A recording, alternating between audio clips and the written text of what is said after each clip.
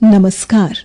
आकाशवाणी चंडीगढ़ से प्रादेशिक समाचारों के साथ मैं निधि मुंजाल। पहले इस बुलेटिन के मुख्य समाचार। प्रधानमंत्री नरेंद्र मोदी ने कहा है कि 140 करोड़ भारतीयों की सामूहिक भागीदारी से देश पिछले 11 वर्षों में विभिन्न क्षेत्रों में तेजी से हुए बदलाव का साक्षी बना है। केंद्रीय मंत्री और भारतीय जनता पार्टी के राष्ट्रीय अध्यक्ष ने कहा है कि प्रधानमंत्री नरेंद्र मोदी के नेतृत्व वाली सरकार साहसिक निर्णय लेने में सक्षम है। एनडीए सरकार के 11 साल पूरे होने पर भारतीय पैरालंपिक समिति के अध्यक्ष देवेंद्र झाझरिया ने सरकार द्वारा खेल क्षेत्र में किए कार्यों की सराहना की। मुख्यमंत्री नायब सिंह सैनी ने हिसार में महाराजा अग्रसेन हवाई अड्डे से हिसार और चंडीगढ़ के बीच हवाई सेवा का शुभारंभ किया और मुख्यमंत्री ने कहा कि जल्द ही हिसार से अन्य हवाई अड्डों के लिए भी हवाई सेवा शुरू होगी।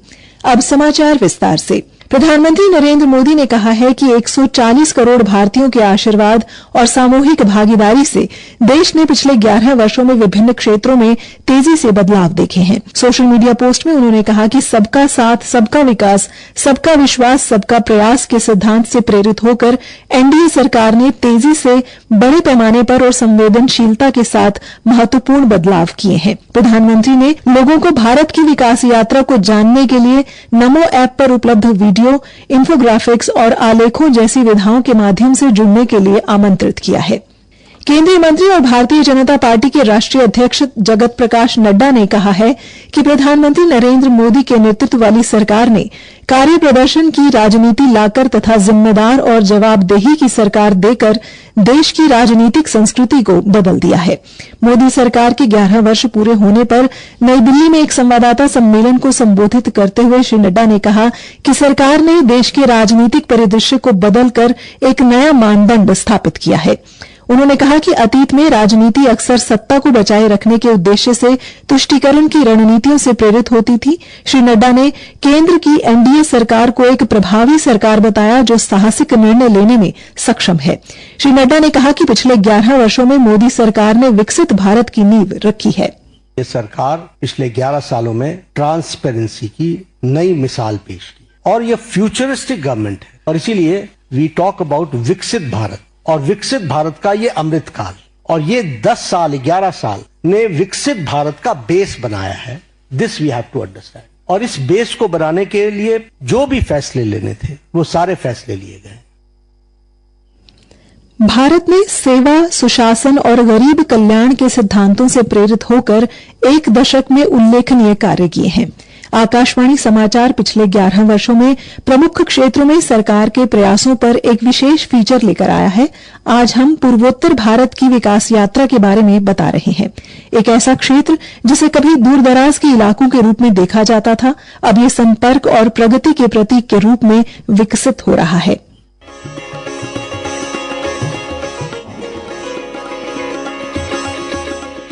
पिछले दशक में उत्तर पूर्वी भारत में एक अद्वितीय बदलाव देखा गया है। इस दौरान यह क्षेत्र अलगाव से एकजुटता की ओर बढ़ा है। इन प्रयासों ने क्षेत्र में सशस्त्र बल विशेष अधिकार अधिनियम कवरेज को कम करने का मार्ग भी प्रशस्त किया है। हाल ही में असम और अरुणाचल प्रदेश ने दशकों पुरानी सीमा विवाद को सुलझाने के लिए एक समझौता ज्ञापन पर हस्ताक्षर भी किए हैं। इस क्षेत्र की कनेक्टिविटी पहले से कहीं अधिक बेहतर हुई है। 10 नए ग्रीनफील्ड हवाई अड्डे, मिजोरम जैसे राज्य में नई रेलवे लिंक और ब्रह्मपुत्र पर रोरो फेरी सेवाओं ने यात्रा को पहले से कहीं ज्यादा सुलभ बना दिया है। बोगीबील ब्रिज जैसे प्रमुख परियोजनाओं ने दूर दराज के इलाकों को भी आपस में जोड़ा है। पीएम डिवाइन और उन्नति 2024 जैसी योजनाएं नए आर्थिक अवसर खोल रही है। क्षेत्र को 1,35,000 करोड़ रुपए से अधिक के बाहरी सहायता प्राप्त परियोजनाओं का समर्थन मिला है जो बुनियादी ढांचे और आजीविका को बढ़ावा देने के लिए है। यह क्षेत्र अब 15,000 मेगावाट स्वच्छ ऊर्जा उत्पन्न करने के लिए जल विद्युत परियोजनाओं के क्षेत्र में एक प्रमुख कदम उठा रहा है। आज उत्तर पूर्वी भारत सिर्फ एक सीमा नहीं है बल्कि भारत के विकास यात्रा का एक उभरता हुआ इंजन बन चुका है। अक्षित वैद्यान, आकाशवाणी समाचार, दिल्ली। विकसित भारत का अमृत काल,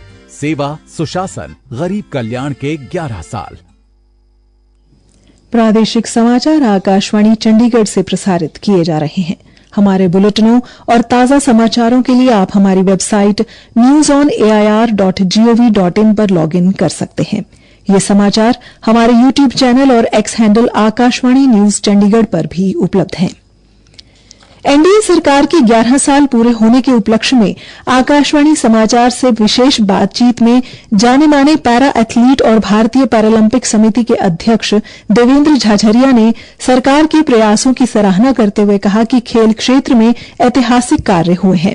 उन्होंने बताया कि टॉप्स योजना में देश के एथलीट विश्व स्तरीय प्रशिक्षण सुविधाएं ले रहे हैं, जिससे उनका प्रदर्शन काफी सुधरा है। जो खेलों में काम हुआ है वो ऐतिहासिक काम हुआ है। कई स्कीमें मोदी सरकार ने ऐसी लेकर के आए, जैसे टारगेट ओलंपिक पोडियम स्कीम। इस स्कीम का इतना बड़ा बेनिफिट हुआ कि जो हमारे world championship, Asian game, Commonwealth, Olympic, इन बड़े गेमों में जो परफॉर्मेंस आई वो लगभग टॉप्स स्कीम के ही खिलाड़ी थे। भारत सरकार ने जो हमारी मदद की पेरिस पैरा ओलंपिक में, उनकी बदौलत ही हमने 29 मेडल जीते और मेडल टैली में हम 18वें नंबर पे रहे।